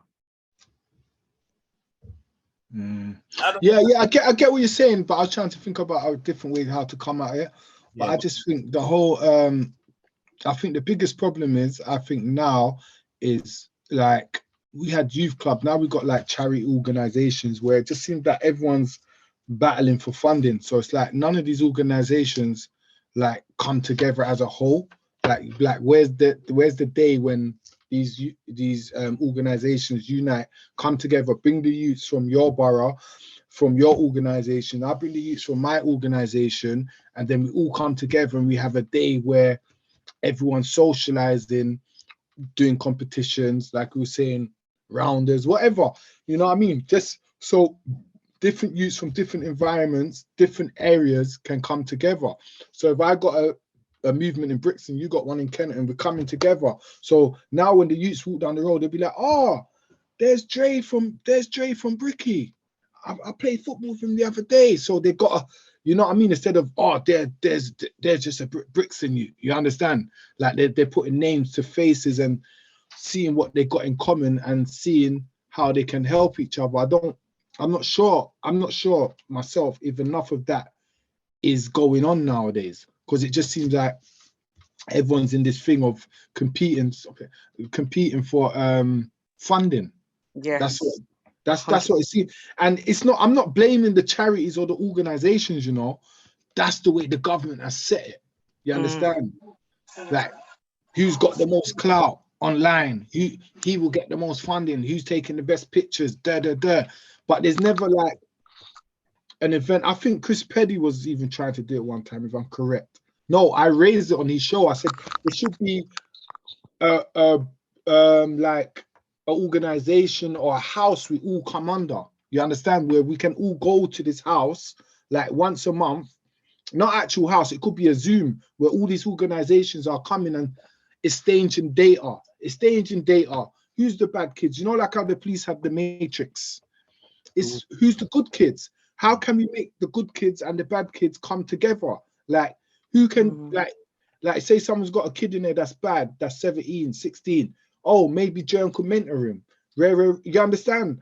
Into a different friendship group, into a different way of thinking. And maybe, I hate saying bad kids, maybe the bad kids might have skills that they can teach Jern. Certain confidence in certain areas. You understand this? There's always something you can learn from each other. And I think that will be a powerful way to create a safe environment, is because these youths need to be familiar with each other, not based on postcode, based on face and based on personality and based on what they're on the same page for. You know what I mean? And like churches, mosque, when do the church and the mosque come together and do days? That'll be powerful. You know what I mean? What's your problem? Why you laugh? Why are you sighing for? No, I'm just saying that's probably not going to happen. Why not? They're very, you know, they're very standoffish on working together. You know, it's not a thing that will really. Maybe it's not something that's been brought to the table. Interesting. That's a good. I'm writing it down because it needs to be brought to the table, bro. You know what I mean? Because like I see. I'm not gonna lie. I see the church do a lot, but I don't know. I think the mosque is more standoffish than the church. Maybe because I know more about the church. That's just me just saying hypothetically. I might be wrong. I hope no one's offended, but I'm just saying like the church and the mosque coming together in a sense for the youth, because gangs, there's no religion. That's the gang, innit? Like there might be Christians, Muslims, or whatever in the gang. You know what I mean? So smart kids, they're Christians, Muslims, but if they'd see the church and the mosque come together on certain days where they can exchange, I don't know, food, whatever. Just have a fun day. You know what I mean? Like with organization, church and mosque, because I think the church and mosque can be used for much more than it's being used for in the sense of bringing the community together. You understand? Because they're powerful. Imams are powerful. Especially pastors are powerful. Especially the spaces they have in it. Big spaces as well. Massive spaces of and what? How's the other thing? Like my church sits in the middle of two gangs, and that's a safe space. Like it's massive. Like they've got upstairs. We say we don't have no youth clubs, but we have churches and mosques. Why can't they be facilitated to be youth clubs at some point? You know and 1 second, and I think schools, the building of schools don't be used enough after school times. We were talking about why ain't youth clubs incorporated in schools? Like for instance, say like you got Sacred Heart, then you got Michael Faraday, not my, what's your Ark All Saints. They're like across the road from each other. So okay, Saint Saviour's, or was it Sacred Heart, is going to be a technology hub. Ark All Saints is going to be for sports. You understand? Like if the youth club and that way, if my son goes to one school, but he goes to youth club in the next school and vice versa, then that is the way of making the two schools mix after school, after curriculum hours. So even those teachers can go over there and do youth clubs there sometimes. They're using the building for the betterment of the children. You understand? Because there's plenty of spaces. 100%. No, 100%. And before my sister has to go, sis, do you want to, because you do a lot of work in the community, do you want to just speak on that? How can we work together as a community, like to create a safe and supportive environment for young people to strive? Is she there? She gone? She there? Me? Yeah, sorry, sis. Yeah, because you said you have to go in. Oh, yeah, I've got to go in a second. Repeat the question, sorry. How can we work together as a community to create a safe and supportive environment for our children to strive in? You might repeat what you said already. But... I think we have to kind of identify where everybody's located, and then find out what services everyone provides. And then, because sometimes logistically it might not, work with us being together like physically, but there's other ways. So signposting is another good way as well of keeping a connection. So if there's something that maybe I might not necessarily be able to facilitate, I could signpost to Daryl or Omar or yourself or anyone else in the room. Again, building the trust as well. Like we should be going to each other's areas and making our presence known as well. Because sometimes people actually do want, services, and they might actually prefer to access the services away from where they live. So I think definitely putting together some sort of database with like local organizations and, just like a summary of what people do. But there's some out there that I'm finding out the other day that people are doing. I'm like, rah. Yeah, so I guess as well, it's just about talking and keeping the connection open, because everything that we do is not new. Do you know what I mean? People are doing it, but again, it's just obviously the delivery, it will be different. Like no one will execute your work the way you execute your work. And I think that's where we kind of fail in a way, because I think because a lot of us, we kind of like gatekeep our work, and we're scared to share because we're afraid that people are going to copy and people are going to run away with your ideas and all of that. I used to think like that back in the day. You were cheering Daryl when you were saying about everybody's running for funding and that. Like, I heard you going, No, but it's the truth, because like funding as well is very specific. Yeah. So you kind of have to tailor your program to the funding that's available. And sometimes it's like you have to just like, what's the word? You just have to like, fit your program around the work. Yeah. I try not to do that though. I try to look for funding that's gonna suit the work that I'm trying to do. Because I just want to make sure that when that funding bid is written, it's like written in good faith and it's written in the way I actually want it to go. Yeah. And I know that a lot of people turn their nose up to funding, especially like Black organizations, because they're like, oh, I don't want the government to pay for it. You know, the Black community should be supporting each other. Yeah, that's all well and good. But if we're sitting here, and I'm being honest here, like if we're going to sit here and wait on the Black community to raise money for us, we'll be sitting here until we're in our skeleton state. I'll be honest. Let's just kind of add to that quickly. Yeah. See that whole I know it's coming. See that whole I don't want funding. It's not that they don't want funding. They don't want to have like eyes on them. That's it's like a scapegoat. It's I don't want to be funded. No, it's not. You don't, because if you're funded, you will have to do what you say you're gonna do. Yeah. Yeah, that's why. So the onus is on them to get, because there's paperwork. Once you submit that funding and you get the funding, and they send you your contract that you have to read, which is often very long, and you have to stick to the stipulations. You've got to do monitoring, evaluation. You've got to do all of these things. You've got to lay out,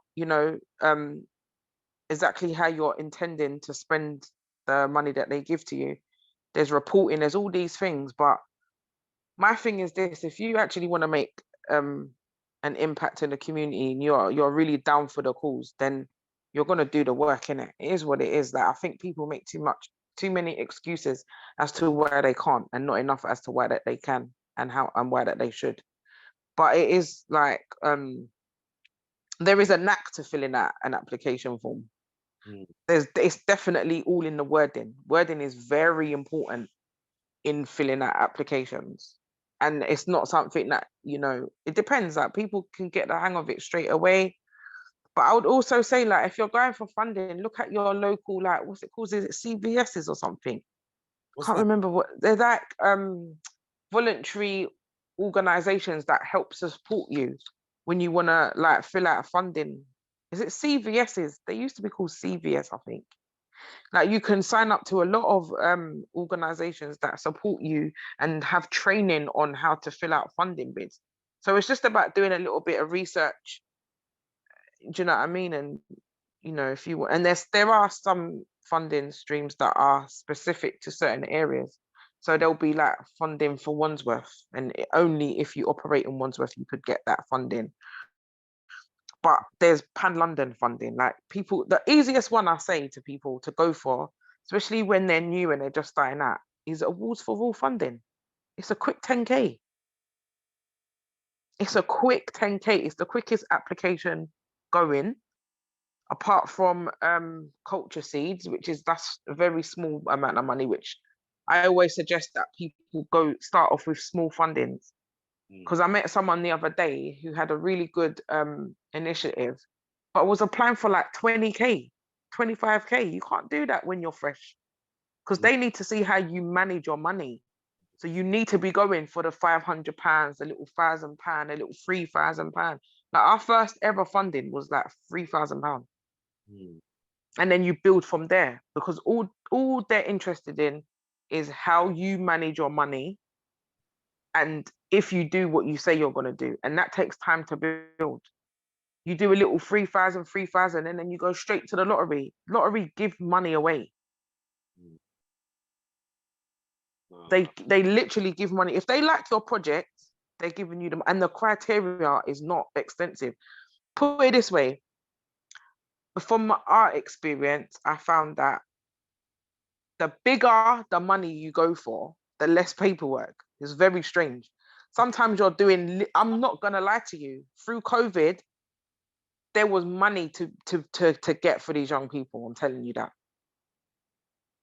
I'm not gonna go into the finances, but there was money to be made to support these people. Do you understand? And the more I notice, the more money you go for, is the less paperwork. It's very strange. And then when you're going for like the little 2 and 3, 5 grand, it's like all this paperwork, you're just like, what the hell? But once you start doing it and your finances improve each year, because they say money breeds money.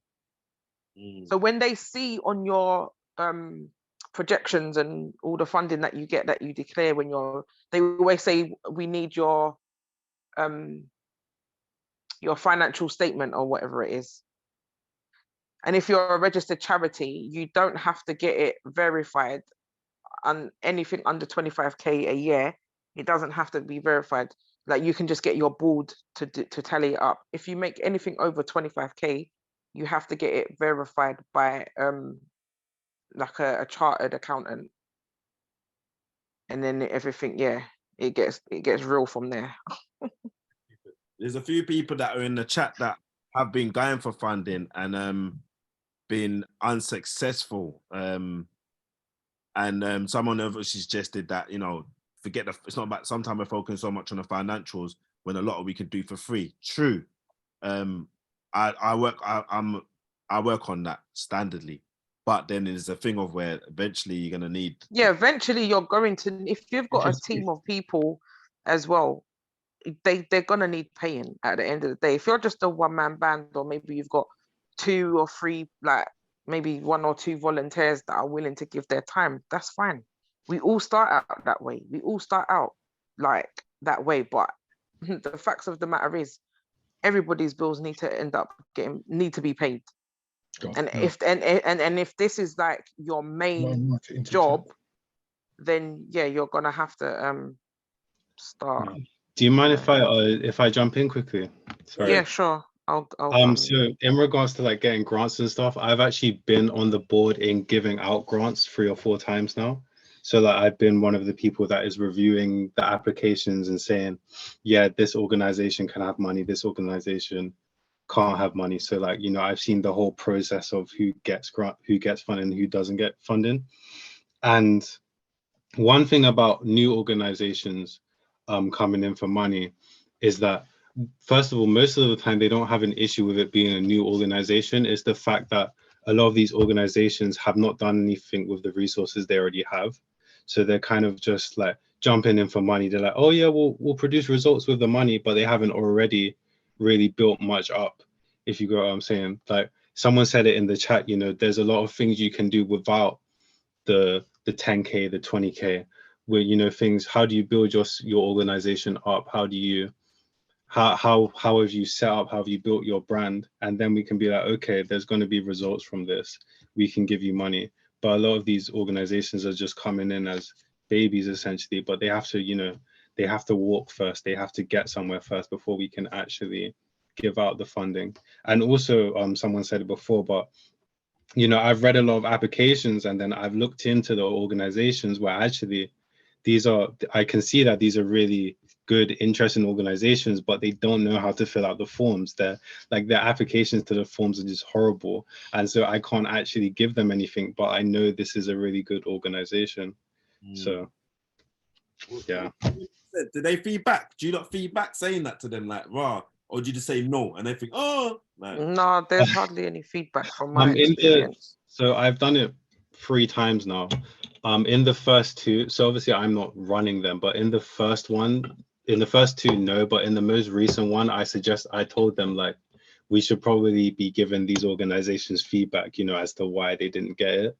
So so you know, I do it with the Southwark Council. So they were like, oh yeah, we'll do that. So so there was about 5 or 6 of us on the panel. So everyone, you know, we like scored them out of 20 over different criterias, and then we put like feedback at the end as to why we gave them a low score or a high score.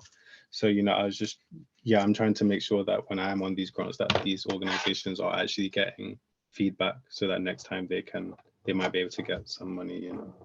World changer day. You see, my brother, man, my brother. Selena, go on. You had your hand raised. Sorry for taking so long. Apologies. Yeah, hello. Yeah, I kind of gonna backtrack a bit because my hand was up for like ages. But I'm kind of gonna go back to how we can link with the community. And some people already mentioned it, that there are lots of projects going out there that are funded, that do support young people in different types of ways. And I work in a secondary school as a careers lead. So some of these companies do approach me to come into the schools, but I feel like going back to the idea of having the database will be much more useful, because I could navigate to be able to get them to work in schools depending on what they're working on and which students they want to focus on, and create groups within the school where they could come in and directly work with the young people there, if more organizations kind of came to me so that I could do that. What I've done personally is, because I've got to do things like put on careers fairs, as well as having companies that come in, like, you know, Goldman Sachs and things like that, I've also approached local communities as well, and local venture playgrounds, and people that do things for the young people, so that they also attend the careers fair, so that the students are aware of what services are around them, so that they can then access them. So I think there may be a difficulty in kind of getting everybody to do everything, but you could share young people and signpost them off if everybody was aware of what's going on. So you could use and support the same young people, but different organizations will have different things that they work on. So whether it's the confidence, whether it's the careers part, whether it's whatever it is that they're supporting with them, the same young person or the same young people can get support in like different areas. Oh, that's amazing. Oh, that's amazing. I will put that. So what's your young man? What's the young man's name? What's your name again, brother? I didn't get your name. Oh, me, Dreon. Yeah, Dreon. Meet Selena. Selena, I mentor her son at the moment, so I'm talking up people's business, but I gotta get it away. This is the. I want to link after I finish mentoring him for the next how many weeks. I would like you to go in on it and mentoring him after. I don't know if that could be possible. I'm doing it live here. I don't know why I'm doing it live. It might be, but you know, you gotta give me details. Yeah, I'll give you the details, but I just gotta make you like that's Selena. Her young, yeah, trust me, he's an amazing guy. And but obviously the transition into secondary school, you can see he's trying to change. Like, so he's into chess, all kind of things. Now he's into different things. What year group is? What year group is it? Year 7. Okay. Yeah, 7. But he'd just be idle. So I'll just put it out there before I lose I forgot of the whole thing. So my bad. And that says, we wanna all right. And I wanna, before we end, because it's coming up to time and that, I wanted to kind of home in on everybody in the group kind of thing, and what we can do as individuals. So what can we do as individuals to empower and inspire the next generation of leaders and change makers? So kind of thing of, I don't want everybody to leave and then think everybody goes back into their normal huts or whatever they do. I like to try and everybody take something from this and go forth and do it. And if I can hold you accountable, I'll try and hold you accountable. But that will definitely, like, what starting with yourself, like, what can we do as individual? Like, what can you do as an individual to empower and inspire the next generation? I'm gonna change it to what can you, if that makes sense. I think like what I try to do, because like say like on my platform or whatever, I get young people getting me, but it's weird. It's usually in the street and they're usually like shadow listeners and like, yeah, big man, I listen to you very rare. But I think the problem with our community is we try to come down to the youth level all the time to sound cool, to sound hip. And I don't think children respond to that in a positive way all the time. Sometimes it just opens up trap doors like, okay, big man. So yeah, oh yeah, smoking weed's cool. Okay, yeah. I used to smoke when I was younger, or a lot of older say, yeah, I was just like you when I was younger. No, allow that. Like the way I break it down to my son, I don't lie to him. I just say to him, "Rah, I took the wrong route. Like I was on having fun and stuff at your age. Like that's the back. You need to take the other route. Not to say you can't have fun, but like if you get all this hard work out the way now, by the time you're 25, 30, you'll be paying off in a big way. Like I'm probably gonna go back into education at my big age now, but he's getting that out of the way now. Because what I noticed when I was growing up, like all the men that were like intelligent or nerds or whatever, they're laughing now. All the class clowns, we were just class clowns in the class. You know what I mean? Now them man, they're laughing now. So I think when you're honest with the youths, like saying to them, "No, this life is dead. This whatever life you think, this running down girl, this road life, no, it'll catch up with you, man." And them man in school, Abdul and Tariq, them man, they will be getting, they'll be taking over at 25 to 30, them age there. You see them man, they're 2 hours and Range Rovers and stuff. You know what I mean? So I just think it's just it's no sugar coating, man. I think there's a lot of sugar coating in our community. There's a lot of lukewarmness. I don't mess with the lukewarmness. I think the lukewarmness is dangerous. That's why in every religion, lukewarmness is the most dangerous thing. You know, and that's even me. Like I try not to be lukewarm, but I see in certain ways where I still am to please people, to fit in, to like I say, like I think our community is scared to let go of the bad man image. Like we won't hold on to it like a gal. You know what I mean? Like a girl that loves, you know what I mean? Like we just want to hold on to the bad man image, like with this sugar coating thing. Oh, I was like that. Oh, yeah, it's cool. Nah, man. I think that is the most dangerous thing about our community is the lukewarmness, you know. And I don't think our elders back in the day, I don't think they was like that. Community workers were community workers. They weren't trying to be cool. They weren't trying to be hip. Like most community, like I had a teacher in school, Marcus. I should have got him on it, you know, powerful man. He was like to me, he said it to me straight to my mum, in front of my mum, Rasta man, that he's like, yo, if you carry on the way you're carrying on, Daryl, you're going to end up in jail and with a gold tooth. I got the gold tooth, but I didn't go to jail. But you know what I mean? And it was like, bro, Marcus, you said I was going to get a gold tooth and I got one like an idiot.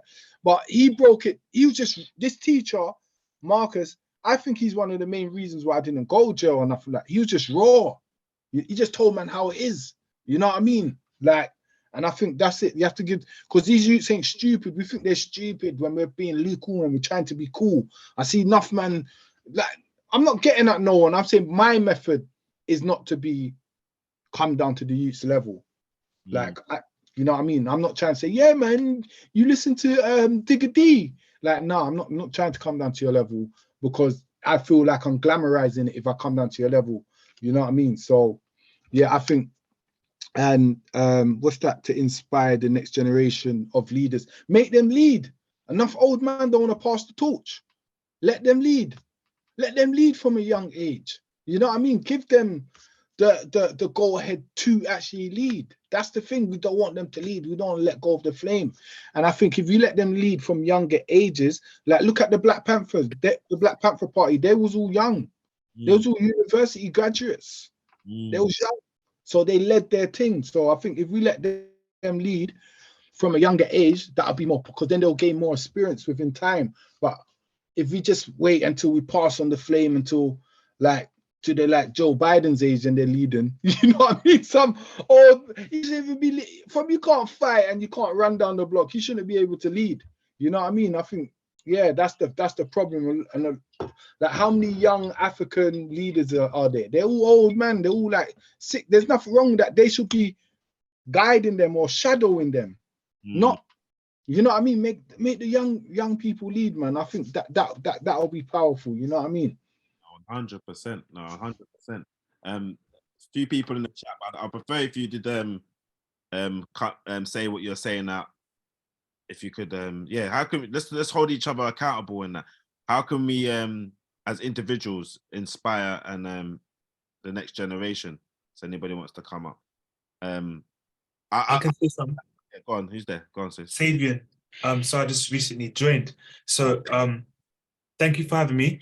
To answer this question, I think accountability is definitely something that we need to show the next generation, because if we show that we're able to self-reflect on ourselves from our own experiences, from the good things that we've done, the bad things that we've done, or not necessarily bad, but things that we could have done better, and properly outlined what we could have done better to achieve and how it's given us character, it will allow us to use that self-reflection and show the younger generation that it's okay, that we don't have to resort to typical coping mechanisms such as blaming someone else for the issue that's happened to you, when we can take accountability, and it will allow us to grow at a really young age so we can achieve more at a younger age. I can speak from my experiences. I'm 29 years old, and everyone knew when I was like 10 years ago and before that, that I was immature for my age. And looking back, I wish I wasn't immature for my age. But what played a role into me being immature for my age was my parenthood and the people that I went to school with and stuff. And now that I have, slowly relearned the stuff that I was wishing I wasn't learning when I was immature for my age, I absolutely think that we have to set an example in terms of accountability, and just generally showing them that it is cool to not be part of a crowd, and it's cool to be yourself, and you don't need validation from other people. So yeah, that's what I would basically say in a nutshell. Thanks for even sharing your personal experience as well, my brother. I like that. Just to go, I know I'm not going off topic, but I'm trying to stay on topic, like, and maybe you might have to help in terms of, I know Darryl mentioned it and some people mentioned it and you just mentioned it, like the accountability thing. I used to blame the older generation. I used to blame them a lot, like this and that, they implemented this on me and rare. But now I've literally said, no, I'm not going to do that no more. I'm going to try and just do what I need to do better. Now that we're in a new age where I'm more open with things, we're talking it out, we're as men, we're more in touch with our emotions. Because I will phone a brother, I'm not lying, I'm not one of them brothers that will phone my next brother and say, listen, I don't feel good today, like something not right today. And before I wouldn't do that, because I think that's not how you grow, in it. You're not meant to be doing them things. And I tell a brother my situation. I even have my pod, which with my other half, where we talk all kind of things, family, love, everything. People think, no, you're talking your business, you shouldn't do that. And I'm thinking, and I've been at a crossroads with it certain times. I've been like, wow, are we doing too much? Like, are we meant to be doing this? Like, even, yeah, I do question it, like, and I don't know, like, how can you respond? How do I respond to that kind of things, Seven? Where do I go from there, if that makes any sense to anybody?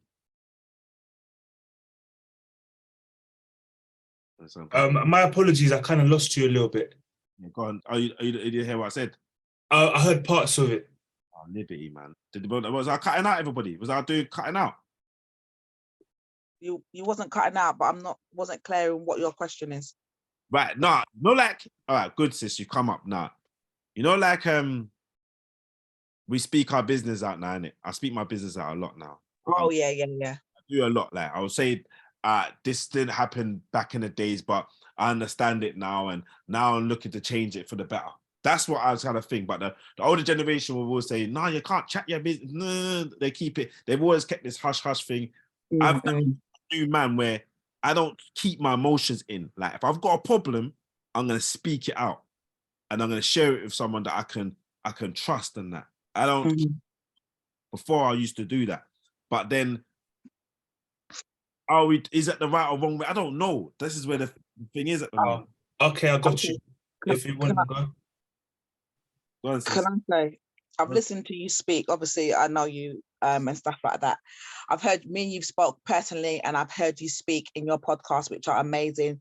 You talk about your family and what's going on. And one of the things that I find is that our community has grown us up to be secrets, have these secrets. and act like things aren't happening, and therefore we're not able to learn to grow from mistakes so that we can do things better as we grow and as we bring up our children.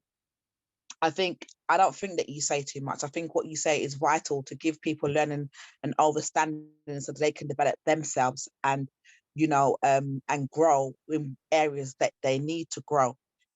I feel for myself, when I talk about things, I don't think that anything is a secret, because whether it's happened to me, she or he, it's happened. It's happened to somebody, and it's going to happen to, there's only a certain amount of people in the world. So that same thing is going to happen to somebody else somewhere along the line. Do you understand? So it's not a secret. It's just a secret to you. But sharing that, what has happened, it enables people to learn, grow, and develop. And so I would say that, no, you don't share too much. You share what people need to hear and what's vital and it's important for people's growth. That's my opinion anyway. And going off, so we get Darren in after. Going off the questions, sis, because you do a lot with with young people, and I see your pain in terms of what you're trying to do in terms of getting money in and that kind of thing. We'll talk offline anyway. But how do we as individuals empower and inspire the next generation, which you're doing anyway, right? I think, it's easy to say that we need to do this and we need to do that. But as you know, what we see is that we are doing things in the community, but the community aren't engaging in what's being done.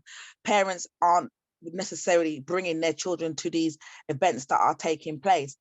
My organization, I'm Inspired, for example, is an organization that is open for parents and their children. It's not about bringing your child and going off about your business. It's about the children and the parent learning and developing together in one place, which you don't see that happening. If you take the children to Saturday school, you take them there and you go about your business. So you don't even know what your children are learning. When children are in school, you don't know what they're learning. But what we try to do is we try to inspire, we inspire by everybody learning together. Children hold their parents accountable. So when they're in the same environment, they're all hearing the same things, which can enable the discussions to take place outside of that particular environment, when they go home, when they're on the way home, and things like that. So it's not always that things aren't taking place and more things need to take place, but it's about when the things are taking place, are you willing to actually carry your child to that event that's taking place? Can you be bothered to make the change? We celebrated this week, I can't remember how many years it was, but the 1981 or 41, the 1981 riots, with the uprising of the Black community. But where is the uprising that we need to be having now, that we should be having in terms of the things that are impacting our community and our children? We aren't stepping up. We aren't stepping out. So we have this culture where we chat a lot, but we don't do a lot. We sit down in the comfortability of our home and have these conversations, but we don't engage with the things that are there. You always see people from the other communities that are out there fighting. And then we still turn around and cuss them because we say, oh, white man this, white man that. But they're out there fighting for our people when we ain't even doing that. I go on marches all the time and people are like, why are you going on a march? It don't do nothing. Well, you sitting at home telling me going on a march don't do nothing, ain't doing nothing either. But at least I'm trying, because I'm going out there and I'm trying to do something for my community. I don't even have children. Do you understand? But I'm trying to do it for those that I may have and for those that I'm aware of that need that support, that development, and they need that somebody to fight for them, So what we can do is get up and do something rather than not do what is there to be done. What is already, being done. This is powerful. Darryl, you're going to second, he's giving it a hands up and a thumbs up and that. What are you saying, Darryl? He wants to say something, but let me just say something quickly on that point before you speak. Yeah, I agree with her. Like, a lot of people say, oh, marching don't do nothing, but you're at home. So the more of us come out, like, for instance, I'll let you lot know, the 1st of August, the 1st of Messiah, reparations march in Brixton. if we had enough people there, like people said, them marches didn't do nothing, but now it's ringing all across the world. All you hear is these people are talking about reparations. They're forcing Prince Charles to investigate the royal family's implication into the slavery. This was because of the reparation movement, the marching every year for 7 years. Now it's rippling all across the world. So marching and protesting definitely does do something. But do you know when it doesn't do something? When you don't come.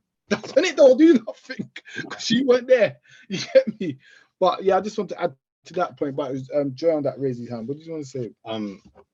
Yeah, so what I was gonna say is what Miss was just saying a second ago, pretty much. It's just that, you know, I wanted to know why, you know, why didn't I know this call was a thing until, you know, I just walked in here and my dad was on the Zoom call. Do you know what I mean? Like, why are there no young people in here right now? You know, I'm sure you guys are doing a lot of amazing things, but there's no young people here other than myself. Do you know what I mean? Like, if you're gonna have these conversations, you can't have these conversations about young people without young people here. And I think, you know, also it's important that young people know who you are, because I don't know who any of you are, and I think that's an issue. I should know who you are. Do you know what I mean? So I think it's really also getting yourselves out there to actually make yourselves known. Out there, fam. Allow it, fam. Man's out there, fam. Allow it. Tell him. I just came across this man a couple of weeks ago. I'm joking. He's right. But the reality is that like I just said, it's parents. You know, we can only connect or engage with those that we're able to connect with. We may not have the children's numbers, but we have the parents' numbers, but the parents aren't engaging. Do you get what I mean? So there's only so much we can do. This discussion was on at 7. It's in the holidays. Where are the children? Do you get what I mean? So it's a catch-22. You know, you can do. I try to put on events at different times, whether it's in the holidays or if it's on the weekends. You know, and you try to connect with people where you can, but you can only do so much. We are very quick to share negative foolishness, but when it comes to positivity, righteousness, it's not getting the shares. Do you know, that's real stuff, because when I posted this on my Instagram, yeah, like I posted it twice, last week and this week, like 4 or 5 likes. I post some stupidness, boom, page popping off. Exactly. Like, I'm like, what's going on here? But I like, pardon? Why is that? No, it just shows the mindset of the people, man. It's very mindset. It's the mindset Toxic. of the people, man. And people just yeah, I was just gonna say, because I've got to go. That is definitely about the mindset of the people, and people are drawn to negativity. There's so much people that's actually doing great things out there, but if you post it, you're not going to get the amount of, you know, views or anything like that, especially on social media, as you would if a fight happened or somebody said something racist, or, you know.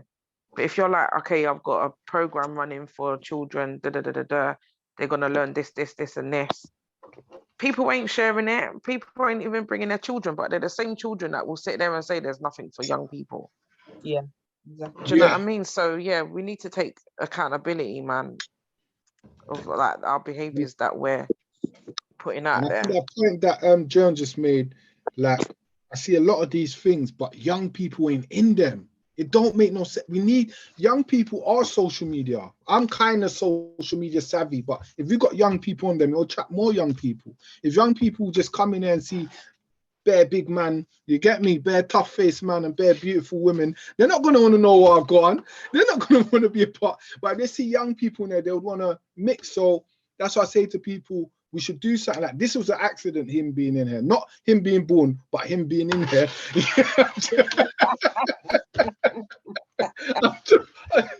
But I'm saying, like, we should do one like this when we just got our kids in here. You know what I mean? This was actually acting, but it's actually a good idea to have, because it's about bridging the gap between youngers and elders. You understand? That is key. That is key. Like other communities, the Chinese community, the Asian community, they're youngers and elders. They're always mixing. But our community, they don't mix, because the youngers and elders don't mix. Not just me with my youth. I'm talking about my youth with Mac and with Max and with Avid. You understand? Like, that's how you build a community, is bridging that gap. I think that is a key thing that is missing in our community, is bridging the gap. I think the gap has got way bigger than it was before. Yeah, 110%. Now, cautions of time and that. So I'm trying to be on time and stick to time and that. So we've kind of gone over, but I just want to thank everybody that came in. I did have other things on here, like other questions, but what I will do, if you follow me on my Insta, Max the Cab Driver, if you don't know me or do know me, and what I can do, I'll post them up, and we can still. What I'm gonna do is work off everything that people said. I'm gonna start posting out random things over the time. So let's connect and things. If you put your emails in the chat, then I can database together and start doing things. I'm gonna be doing another. I'm gonna do. I might do it. No, I'm not doing no part 2. I'm not doing it because it just gets out of hand after a while. It gets mad. But I will be doing a next one. Hold on. I'm gonna be doing the next one. Oh, what am I doing, fam? Yeah, I'm gonna be doing the next one on I can't remember the date, fam. But I'm gonna be doing the next one anyway. On I can't remember the date. Why I can't remember the date? That's bad. All right, hold on. Yeah, I'm gonna go with the mental health element on the 27th of this month. But I've got some. They might basically looking at the mental health and mental health matters. So we'll be looking on that kind of thing. So if it'd be great if everybody could get on board with that as well. Catch up. Can I say thank you to everybody that attended? I love you all. And let's try and be accountable for one another, and let's do some good works and all that kind of things. And I'll be reaching out to everybody that came. It's definitely, I'm inspired. We'll be speaking. I need to get you on my show as well, you little punk. I'll tell everybody that joined. But yeah, put your bits in there. Bits in there, and then I'll take that information and I'll send out what I can send out to people and get people connected. Yeah. But thank you, everybody. Appreciate it, man. And I love you all. Don't close the group right this second because people are sharing their contact details and at least people can then quickly. Or are you taking them down and then you're going to share it between everybody? Taking it down, yeah. I'm definitely taking okay. And if you recorded it, yeah, it should come up on your stuff when you get the recording. It should come. You should get the Are you sure? Yeah. You should get the emails as well. But to take it down just in case, I suppose. Yeah, I don't want you to tell me off. I think it depends on how you save it because it happened to me once where I didn't save it to the cloud. I saved it to the computer, and then when I was trying to and then access you it on lost a different computer, it wasn't there. So if you save it to the cloud, yeah, what I learned it anyway, and then sorry, I was gonna say big up Jam Speed Rollers. You know, like what they're doing is amazing. Like I brought my son to that. They bring the community together through skating. I went to an event. There was like over 30 children there skate. It was beautiful. I can't skate though. This is the only thing I can't really skate. So. You can learn, Aya. You can learn, Aya. You have to fall a couple of times before you can walk, you know. Yeah, true. Oh, for that, man. That's mad. That's mad. But no, big up, big up yourself and that. Thank you. No, thank you for coming on, little man. You get me, like proper. And I'll be connecting with you anyway because you've got some young people to mentor. Yeah. Thank you guys for having me. No, it was a great convo. So look forward to catching up with everyone soon. We catch up, sis. Don't worry. Yeah, have a blessed evening. All right. You lot, bye. Take care, guys. Bye. Thank you for having me. Thank you. Thank you. Thank you all. Blessings. Blessings, people. Blessings, man. You lot can all go now while I take down all these details. You get me? Dude, bare net emails on that. Oh, yeah. You can go, Daniel. Which Daniel is that, though? I don't even know what Daniel that is.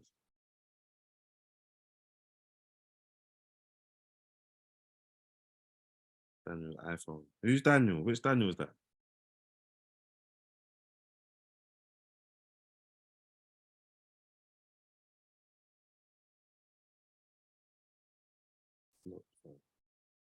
Yeah, easier.